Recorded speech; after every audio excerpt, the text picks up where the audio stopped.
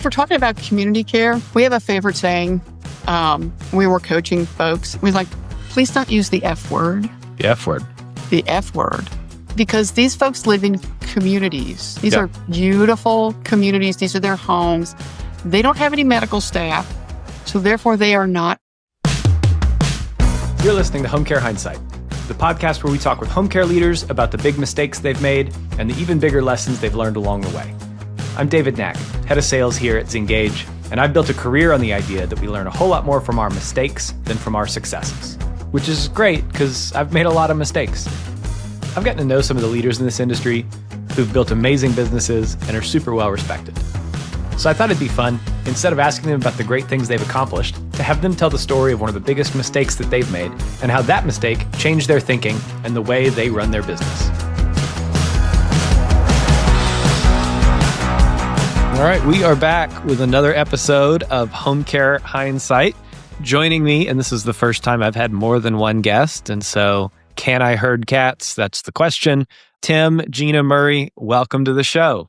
Thanks for having us, David. We're looking forward to this. Glad to be here. Well, I'm excited to have you guys on. You guys are kind of the rare combination of people who have been in the operating seat, have owned a home care agency, have run that successfully, since have exited that business and now are doing something new. So tell me a little bit about Cinch. Well, Cinch came about when we were home care agency owners. That actually started, we had the agency from 2014 to 2020, private, ground zero. We started to grow. And community care, I discovered, home care agencies actually having a small office in a independent living community serving clients. Like, I thought this was very innovative. And we got into our first community, kind of like last minute, the agency pulled out and the executive director asked us to come in right before Thanksgiving. And next thing you know, we had 35 instant clients. Pour water on it, and it grows. We have 35 clients to do assessments and take over operations in that building. And what we found, fast forward, is the technology we were using didn't support the way we needed to serve that community, where caregivers need to work in teams and see each other's schedules and not be assigned a specific client, but have clients to see. Just like I come in today, here's my list of clients to see. And the technology was supported to the point where Gina turned to me. I had the numbers. I'm the numbers guy. So oh my God, you know what? This is going to be like a $350,000 a year business to us. And Gina said, yeah, but we need to pull out. I'm like, yeah, no. What? And she explained that the caregivers weren't working together and they're frustrated. I can't see the big picture of the schedule because we had 35 clients on service in a day. You need to help me. Yep. Or I'm doing. I was doing spreadsheets, and I'm thinking, it was 2017. I said nobody should be using spreadsheets in this day and age. So right. Yeah. So of course I took that as a challenge, and I'm a developer at heart, and I have great resources, and we literally chalkboarded. I remember my office diagrams, talking to the caregivers, talking to the schedulers, and the next thing you know, fast forward in 2020 in April, previewed Cinch version 1, and it went live and in 4 communities that were in, and one was as large as 93. And it was a game changer. I was able to, from my perspective, understand gross profit, caregiver utilization. We built that into the technology so we could operate efficiently. And Gina had everything she needed to do to run it. And it was amazing impact to our agency. Recurring steady revenue was 33% of our revenue. So and my sanity, really, it saved my sanity. Yeah. And honestly, it was really cool, David. Yeah. Really cool to be in a community. Yeah. Well, and I think some people I know I talk to, and they're really familiar with the idea of fractional care and the value of fractional care. But for folks who are listening to this, and we'll get back on the outline here in a minute, but for folks who are listening to this and are saying, what is fractional care? What is it like to provide home care in a community? Give me the quick overview of what this care model is like. So it's taking that home care that you would do in a traditional home, 4 hours, 6 hours, and offering it in 30 minutes, 15 minutes. The folks in these communities, they have a lot of needs typically. Now, some do. They just need half an hour for a shower, help them get dressed, make the bed. Medication reminders were really big. So my mom was in a community. She only needed someone to come 4 times a day, open the pill box, and make sure she took them. That's a total of an hour, but I needed it in 15-minute blocks. Yeah. And so it's meeting with the residents who want service, signing them on, and creating their specific, we call it a visit plan because most of them had more than one visit a day. Yeah. What needs to be done at what visit? And the value to the client and to these communities is, an independent living setting is going to be much less expensive than an assisted living setting. And so, let's just say roughly, and you can check my numbers on this, but let's say it's $4,000 a month to live in an independent living community. It's $7,500 or $8,000 a month to live in an assisted living facility. And so what they can do instead is to say, okay, it's going to be $60 extra per day or every 3 days or whatever. Right. And I'm going to stack that on top of my $4,000 a month. I'm going to come out way ahead. And then the value to these communities is it can be really challenging to fill the apartments in these independent living communities because so many people wait so long and end up in assisted living, or they don't have the supports that can keep them in independent living. And so they, go to assisted living before they would have to otherwise. Did I miss anything there? Well, you know what else? The heartbreak of couples where one is completely independent and the other just needs a little bit of assistance, but it's more than the spouse can do. And so you're going to divide them up after 60 years of marriage. One lives in assisted living. So this, we found being able to keep the couples together. Yeah. Was a big game changer for them. Affordability, David, because there's, assisted living, and we have personal experience with this, so it can get quite expensive. And so the paradigm you see, some of these senior living properties are recognizing taking assisted living help and moving it into IL minus the medical. Yeah. And what this does is better outcomes, like value-based care. It is a high quality of life. They can stay in the IL longer. The property has a higher census, and people want to stay independent. We call it kind of assisted independence. Yeah. Affordable, but you hit it. That is very fractional care is affordable. Put that on top of that, and this is growing. You're going to see more and more communities embracing a home care agency as a partner. Yeah, occupancy is the name of the game in assisted living, in independent living, and if you as a home care provider can help salespeople and executive directors with that KPI, that's what these communities are sold on is, do you have sufficient occupancy? Is that the cash flow? And then that becomes really attractive to an investor, which is, kind of the name of the game in these real estate, which fundamentally senior living communities are real estate operations. Yeah. And we became part of their sales team. Sure. You had somebody who was borderline, maybe they can come in, but they need a little bit of help. We would meet with them and tell them what we could do to help bring them in. So it might have been somebody who said, is it assisted living, or I really don't need I really want independent, I don't need assisted. Yeah. And providing that level was all they needed to come in. Makes a ton of sense. Okay, let's get back on my outline, which is where listeners of the show are familiar. I like to ask the question, what kind of person are you? You can't do that regularly. But we were chatting before the show, and I want to ask you guys, what's your favorite way to spend the weekend? Well, we do a lot of volunteer. We're very involved in our community and family, and we love being grandparents. But we like to stay active, so we do Spartan obstacle course races. At 65 years old, that's a hobby of ours. It is. Saying this in COVID-19, David, we working out the stresses of a home care agency. Sure. Our son inspired us in Spartan, and we get into that. But we're outdoors. Even the other day, it was so beautiful. Gina and I got in our little convertible, drove to Jordan Lake, set up chairs, had a glass of wine, and just admired the beauty. So we're very outdoors. We're also, in the Rotary. I've been in the Rotary, so we volunteer. So our weekends, we like just be outdoors. Yeah. Just getting active. Well, I want to drill down on the Spartan race thing because that's, as you can imagine, nobody has come on this show previously and said, what I like to do is just get completely covered in mud, get blisters on my hands from climbing on ropes and stuff. And so for somebody who's never done a Spartan race, that's me. What is it and why would you do that to yourself? That first one I saw was our son was doing an ultra. So that's like 30 miles and 50 obstacles. Yeah. So I was there to supply food when he came back on the loops. Sure. And I was watching, and the obstacles can be pretty challenging. There's monkey bars, there's a dunk wall in the mud, carry an 80-pound rock. But there was every size, shape, age person doing it. So not the elite racers were great, but other people were helping. Like there's an 8-foot wall and you say, okay, come on, I'm going to help you. Then I'm going to come over, I'm going to pull you up. And it really was teamwork. It was problem solving. And so I came home from that race. And I said to Tim, guess what we're going to do? We're going to start to be obstacle course racers. And it's a lot of problem solving. And we like getting dirty and we were crawling under barbed wire. I mean, I think we live life. Like one of our slogans for our home care agencies, live well at home, live life to its fullest. Yeah. And so we practice what we preach. And when we told our home care agency staff, they're like, are you crazy? Sure. But they thought it was like, look at Tim and Gina.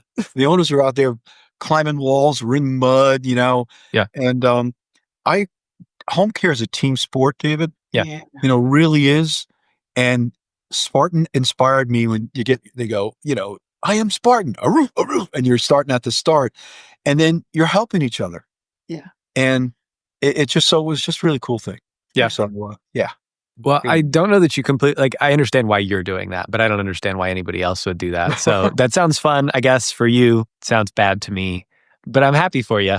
We like challenges. Okay. We like to be challenged. So yeah. Well, great. Go climb under all that barbed wire for me too. On a ball, right? Yeah. Yeah. Okay, great. Well, you guys have done a couple of things that are impressive. You've built a home care agency. You've sold that home care agency. You've now built a software company. That's a lot of accomplishments and a lot of things that you built. But we're not here to talk about any of that. Instead, I have people come on the show to tell me about the big mistake that they've made in their career and how that changed the way that they thought about their business. So I don't want to assume you guys have made some mistakes, but I think it's possible. And so what's the big mistake? I think that we thought it was going to be easy. Yeah. I mean, between running the home care agency and then getting into the community care, we're like, this is great. I'm so excited. They just handed us all these clients. This is easy. Yeah. So not easy. So that was Yeah, I echo that. That was my first thought when we jumped into community care. I thought, how hard can this be? Everybody's right here in this little building. We got this. And that was a big mistake. I mean, I underestimated what it takes to operate. We quickly adapted, right? They call it pivot. We learned a lot, but we got on top of it. It took some time. The community ran us a good 6-8 months before we realized we needed to run the community and put some things in place. So yeah, be proactive. So right.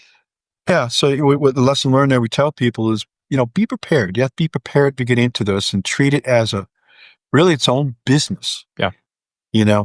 So it was an amazing experience. I think there's some scheduling stuff that we can get into, but tell me when you say the community ran you all and then you had to learn how to run the community, what did it look like when the community was running you? So I was a scheduler. Our agency was still pretty new. So I had a couple of caregivers. So I was in the community a lot. And they would show up. It's, 10 o'clock, time for Mrs. Smith's shower. She's like, oh, sweetie, not today. Can you come back tomorrow? And the caregiver, she's like, look, you're in the building. So just and they would say, that's fine. Oh, this is your time for your visit. Oh, I really want it at 2 o'clock, not at 1:30. And they would say, fine. We're like, okay, wait, time out. Just because we're in the building. These are independent folks. So they want to know what time their visit is. And it's not like assisted living where the caregivers show up when they want to. It's here's your list and they're expecting you at these times. So there was a lot of ripple effect when a caregiver said, okay, I won't do that. I'll do this. So it was setting those parameters and expectations. Yeah. But, I'm sorry, we don't have to do the shower today, but we do have to charge you for it. Yeah. I mean, we do that in traditional home care. Sure. If we're going to pay our caregivers. Yeah. So I think one of my moments that I cherish when you think about during COVID-19, you can imagine there was a lot of anxiety. You can't see your loved ones in these communities. And a lot of them have pendant systems.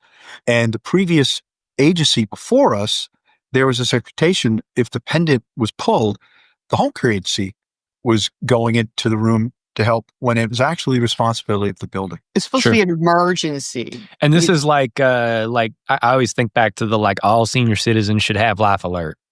This is that thing. This is an emergency. This is not like a hospital call button that says, yeah. It's like, can you fluff my pillows? This is like a bad thing has happened, and I'm like this has a string that reaches to the floor because that's where a lot of people are when they need to pull the thing, right? Exactly. To get pretty specific about it. But it was highly entertaining because some of those we tracked these pendant calls, right? And what they did, and some of my all-time favorites was my fries are cold, and there's others I won't go. I mean, it's just craziness, and I get it. So we logged a couple of weeks, and then Gina's like, if we don't get on top of this, we're not going to be able to, because it's like free care. Yeah. And it was disruptive. I had a meeting with the executive director, and I handed him a spreadsheet. It said there's like 400 hours of unpaid care here. And there's a group, like a 3 or 4 residents that are the squeaky wheels, right? We got to get on top of this. And what it ended up being is he took responsibility that they were supposed to answer, but they didn't have a resource. So they paid us for what we nicknamed the rover. And we had caregivers that had regular visits, but then we had the rover track, and the rover is available, and that helped a lot. Yeah. But I said, let's talk to all the residents. Let's get them on the same page. And all of a sudden the pendant calls went down. Yeah. And then we eliminated the rover. And that was an example of teamwork with the executive director to make him, people need to be aware of these things. Yeah. And we got into a rhythm, and it was a big game changer. Yeah. Tell me a little bit about scheduling, because if I'm putting my operator hat on, which I don't have, but I pretend to, scheduling for like caregivers to go out into the community and see people for 4, 6, or 8 hours is already a giant headache. And so the logistical problem of getting a group of caregivers to do these 15 or 30-minute visits like clockwork seems like a really overwhelming proposition. So talk a little bit about what was that like when you first started, and what kinds of changes did you make that made a big difference? So we, like Tim said, we inherited that first community. Yeah. So we did all the assessments and kind of gathered all the visits. And, I made this really pretty looking schedule, and the caregivers were like, that's insane. You have me running from here to there. I did it strictly by time. Yeah. When I was like, oh, this is first floor to fourth floor to, so they were like, okay.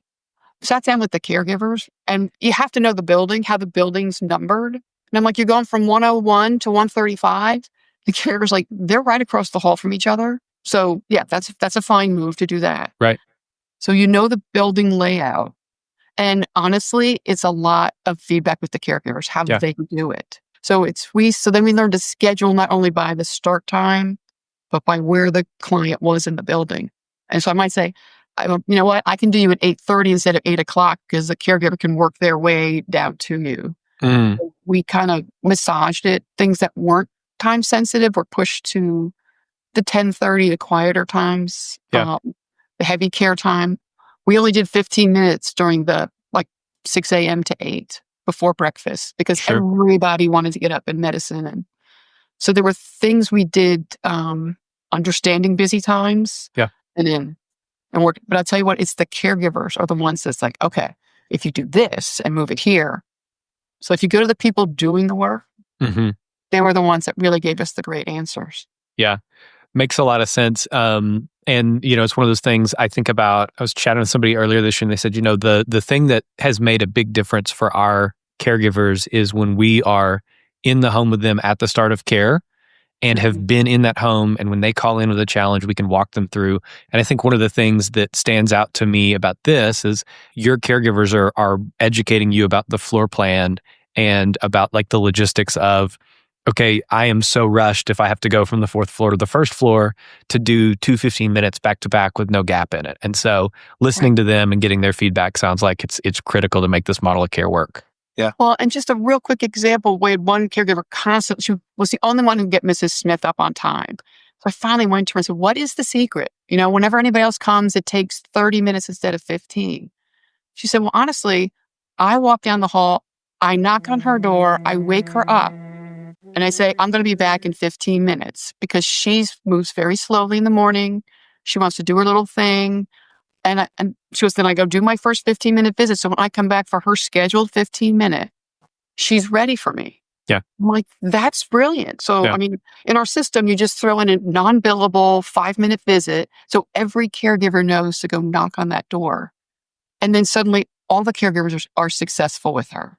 And it was a beautiful thing. Yeah. Tell me a little bit about like the caregiver's experience of this model of care, because I think one of the things that can be so challenging about being a caregiver and being in a home care environment is unless your client is a lot of fun. And, you know, we know that not all clients are just like a hoot to hang out with. And, you know, that's part of the deal. But I mean, being a caregiver can be really lonely and isolating. And so what's the experience like for the caregivers who are in this model of care? Oh, they love it.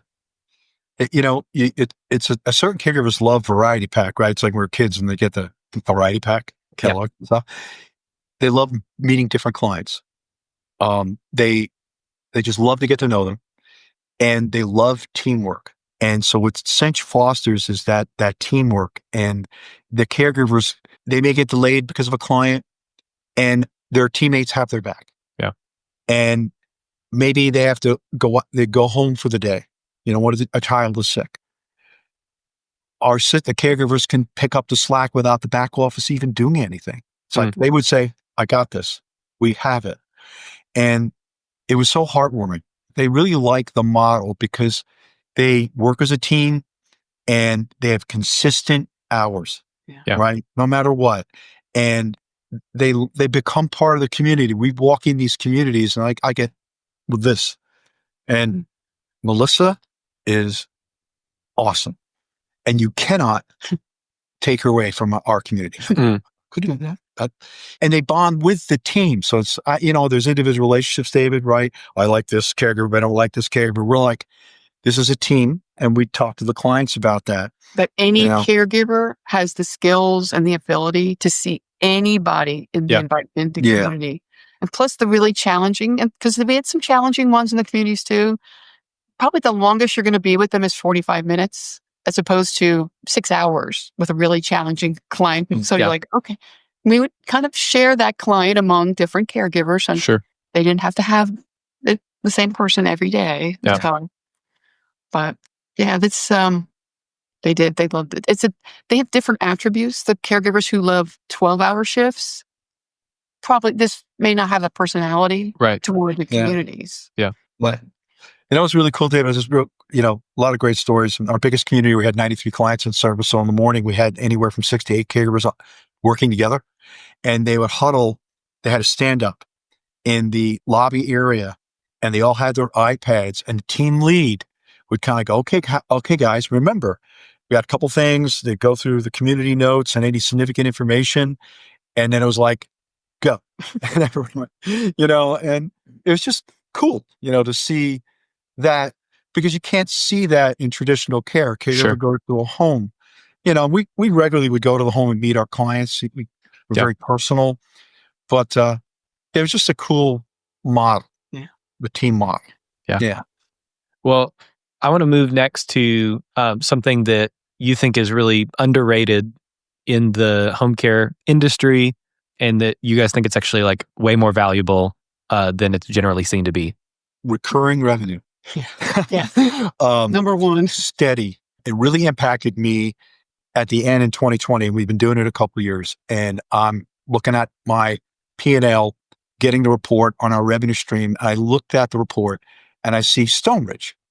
And I looked, what's Stonebridge? And Gina's like, remember we used to live there with our first community? And what the message was is that if you do this right, it runs itself. Yeah. And it's just, I don't think, unless you're doing this, those home care agents out there don't realize that's one of the key benefits. Because we know in home care where it was difficult, we were there. We had 1 month, we lost 3 24/7s, and we were trying to figure out if we were going to make it. Yeah. What we were going to do with our precious caregivers. And lose our caregivers. That was, you just can't pour water and say, oh, sure, here's 3 cases. Right. We got through it. But it gave me a healthy respect for what community care did to balance our portfolio, give us more opportunities, be able to recruit caregivers because they love it. And our caregiver retention and recruiting went up. So I got a healthy respect for steady, rock solid revenue. Right. And I think we were surprised that it was profitable. Once we had it running and we had the tools and we had it organized and staffed correctly, that we ran, gross profit over 50%. I think that to me is one of the things that's most surprising about this model of care is because the first time I heard about it, I thought, okay, sounds really interesting. Sounds like what in my world I'd call like a lead magnet. It's it's a loss leader that's going to get you a whole bunch of top of funnel leads. And then some of those people will become, 8 hours a day or 24/7 cases or whatever. Yeah. And it sounds like that is a part of this model of cares. It's a great way to convert these 15-minute incremental visits to longer visits as people's needs progress. But what I'm hearing you say is like the financials on fractional care, when it's run properly, are as good or better than the typical kind of 8-hour a day kinds of work with clients. Right. Well, absolutely. Don't you think when we took over the first community, so say the average hourly rate in a home was $20. Sure. They were charging $5 for 15 minutes. And they were so far underwater because they take a quarter of their hourly rate and charge that for 15 minutes. Sure. And that doesn't work. They're not working 100% of the time. Yeah. But once we figured out an appropriate way to bill, because the clients are happy, I only have to pay for half an hour. Yeah. I'm not going to pay more than $10 for the shower. Yeah. So that was another big lesson we learned was how to appropriately price it. Right. That value price it. Yeah. Yeah. And we got some pushback when we raised the prices and we said, how important is you to get the best care and the best caregivers? Sure. It is. Then we need to take care of them. And I never really got a lot of flack. Yeah. Because, it seems a lot, $15 for 15 minutes or 17, but if they're just little bursts, David, to your point earlier, that's way more affordable than going AL. Yep. And that's what we're doing. We're helping them stay there as long as possible because that's where they want to live. Yeah. Yeah, man, it's cool. It's just but you hit a point. A lot of people think that fractional care is a loss leader. It doesn't have to be. Yeah. There may be cases where it is, but then you bounce it out, like you said, David, with traditional, so it's profitable. But it on my message to all of them out there about fractional care can be done. We did it. We have a technology that's tailored to it, and we can help you. Yeah. Well, we talked about a big mistake that you guys made, which was, I think, doing this in the first place, but here we are. But what's a little mistake you see home care owners make all the time that if they stopped, it'd make their lives or their businesses like 10 times better? Well, if we're talking about community care, we have a favorite saying. We were coaching folks. We was like, please don't use the F word. The F word. The F word. Because these folks live in communities. These are beautiful communities. These are their homes. They don't have any medical staff. So therefore, they are not facilities. That's the F word, facilities. That's our F word. I had my finger over the bleep button, but I guess I don't have to use it. You don't even have to edit it out. That's great. But it's right. So if you're going in to say, this is a great idea, I might investigate it, and you come in and say, you have a lovely facility here, it may be a very short conversation. I'm not saying that people don't use that term because they do. But if you take a look at where these folks are living, I know that if I just lived in any old apartment building, I would not want someone to call it a facility. Sure. So we're very careful about our verbiage. Yeah. But thinking of our home care roots, David, you probably get a lot of this when you home care owners, HC owners first start out. You're very ingrained in the business. Like we would go in and do missed shifts. Caregiver's not there. And then Gina and I are out on the road. And we knew you could do that for a short time, but eventually you're going to burn out. And some of those agency owners do. There's only so much you can do. So we recognize that and strive to achieve a managed business. Yeah. Where we could put processes in place and that we could have staff that could run it. And the two of us can actually maybe step out and segue that to the community. You got to have your home care based business running well. Sure. Before you take this on. That's what we learned. So Gina's like, before we go for community number 2, let's make sure we've got this wired up and our home care business is humming with this, and then we can expand. It makes sense, right? Take out a new business venture. Yeah. You don't have stability in your base business. That could lead to some problems. So that would be one of my pieces of advice to people is before you jump into the community, make sure you're ready for it. Yeah. Yeah, makes a ton of sense. And I do think that that terminology piece is so critical, Gina, that you were talking about, because I think there is kind of this adversarial relationship between the facilities and home care providers. And, a lot of times you're competing with, in the traditional home care model, with some kind of AL property for that person's business, and you think your value prop is way better because most people want to stay in the home and it can be a lot more affordable and we can pick and choose when our windows, there's all these reasons that you want that person to do business with you instead of with the facility. But I think it also sounds to me like there's almost this mindset shift of, okay, at times we are in direct competition and that's always going to be a reality, but there's also this really amazing model of care that is kind of the best of both worlds in a lot of ways. And people are always going to pick independent living environments, regardless of what we want to do from a marketing perspective and a sales perspective and all that. And so I think the question is like, okay, how are we going to redefine our relationships with the senior living ecosystem in such a way that the clients at the end of the day win? Right. So that our communities that had both the independent side where we did our care and assisted living, we had monthly or biweekly meetings where we're discussing, like, what, this resident has really gotten to the point of this much care. The scales have tipped, really needs a higher level of care. So we work with them to make sure that the residents were in the best place possible. Yeah. Not, oh, no, they're ours, we have to keep them. So true partners. Teamwork. Yeah. Makes a ton of sense. Okay. We've talked about a lot of mistakes, but what's something that's happened lately in the business that you're really proud of? We went to visit, back up to our big community. We recently went up, because we're still friends with a lot of them and the executive director, and we stopped at the community and they were like, oh, Mr. Tim. So many of our caregivers, and this is 5 years later, are still working, they're working with the agency that bought us and are still there. And I looked at Tim and I said, you see, Mrs. Smith over there, we celebrated her 95th birthday while we were still working here. And here she is. She's still up trucking around, living in that independent community. And I'm thinking, that's that little bit of support has kept her, and along with so many others, healthy and able to stay there. And that's why we do what we do. Because happy caregivers and amazing residents that were happy. That was a fun visit. It was for me, I'll tell you one of the highlights for me from a technical perspective in Cinch and what we've achieved is we've gone through a lot of info security. People are very conscious about hacking and so forth. But we last year we got our HIPAA compliance badge with Compliance Point, and we came shining through. And then we engaged again, and we just completed pen testing, and it's very successful. So I'm a techie guy.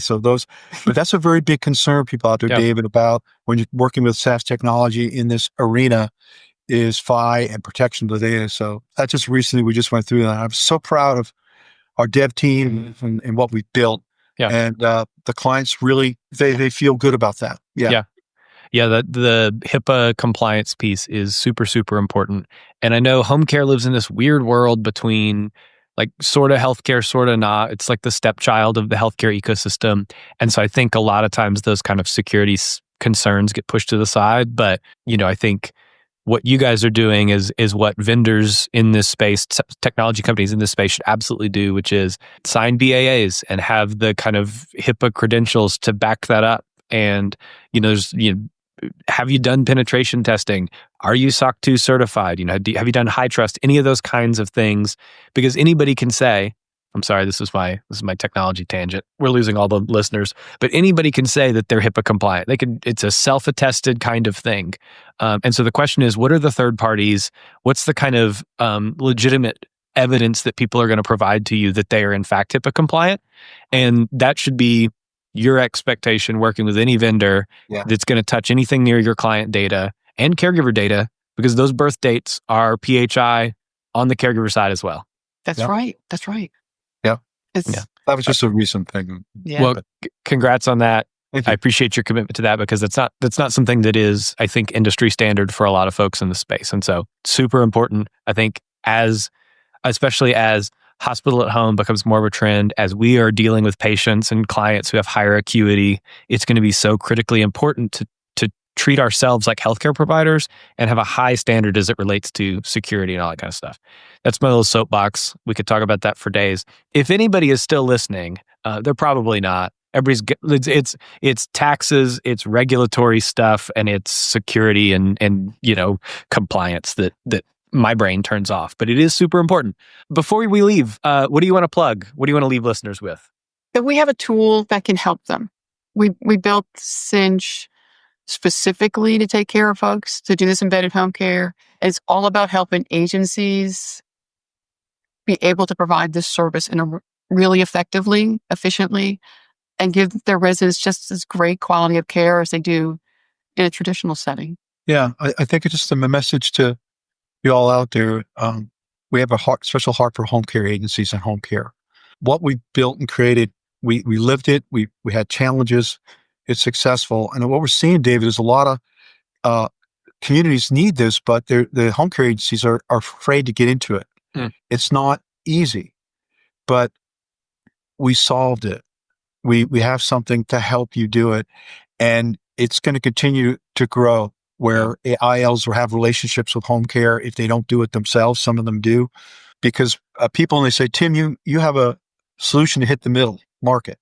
I said, what's that? The middle is you've got the affluent have a lot of money and they don't blink. Yeah. Then you've got the lower income, but there's this big middle.